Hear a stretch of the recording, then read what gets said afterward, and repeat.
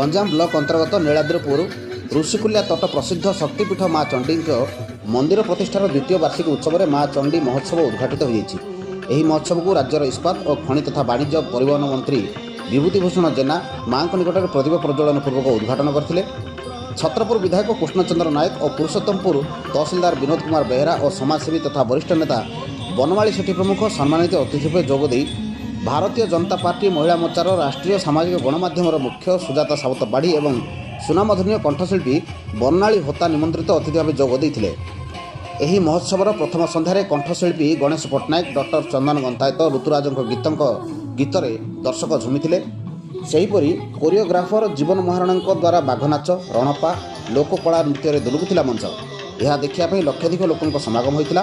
ଜିଲ୍ଲା ପ୍ରଶାସନର ସହଯୋଗ ଓ ଗଞ୍ଜାମ ଆଇଆଇସି ସୁମିତ୍ରା ପାତ୍ରଙ୍କ ତତ୍ତ୍ୱାବଧାନରେ ଶାନ୍ତି ଶୃଙ୍ଖଳା ପାଇଁ ବ୍ୟାପକ ବନ୍ଦୋବସ୍ତ କରାଯାଇଥିଲା। ଏହି ମହୋତ୍ସବ 19 ତାରିଖରେ ଶେଷ ହେବ। ଛତ୍ରପୁରରୁ ଅରୁଣ କୁମାର ପଣ୍ଡାଙ୍କ ରିପୋର୍ଟ, ନବୀନ ନ୍ୟୁଜ୍।